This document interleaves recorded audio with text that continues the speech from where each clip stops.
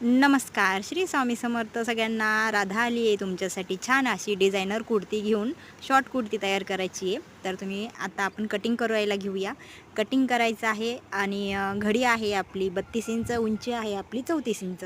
तर छान आणि फोल्डिंग त्याच्यात वाढवून घेतलेलं आहे, त्याच्यात नंतर कमी होणार. आता आपल्याला करायचं आहे बाह्याचं डिझाईन तयार. छान अशा प्लेट टाकल्यात तुम्ही बाहीला शोल्डरपाशी खालच्या साईडला आणि बॉटम तयार करून घेतलं आहे आणि छान असं आता गळ्याचं फोल्डिंग करायचं आहे. गळ्याचं फोल्डिंग करून घेता वेळेस व्यवस्थित गळ्याचा जसा सेम आकार आहे तसा द्यायचा आणि आपल्याला काय करायचं, कट मारून घ्यायचे. कट मारणं खूप महत्त्वाचं आहे. गळ्याला कट मारायचं जा, कारण की गळा एकदम व्यवस्थित फोल्डिंग होतो. गळा एकदम व्यवस्थित फोल्डिंग करून घेतल्याच्यानंतर त्याचा गळ्याचा लुक पण तुम्ही बघू शकता.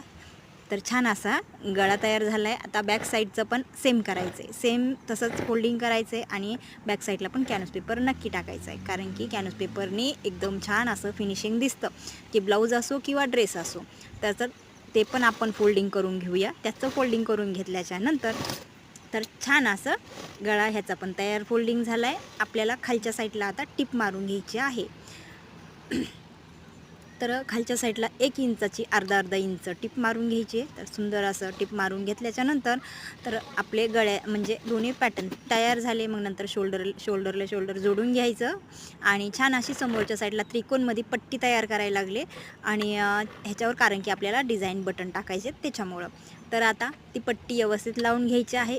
पट्टी लावून घेतल्याच्यानंतर आपण त्याच्यावर डिझाईन बटन टाकणार आहेत. सिम्पलमध्येच आहेत ब्लॅक कलर, कारण की जीन्सवर घालायचे आहे ब्लॅक कलर. तर ब्लॅक कलरच्या जीन्सवर घालायची. तर शेवटचा लुक तुम्ही बघू शकता. तर तुम्हाला ही कुर्ती कशी वाटली मला नक्की कमेंट करा. व्हिडिओ आवडला तर लाईक नक्की करा. चला तर बाय बाय.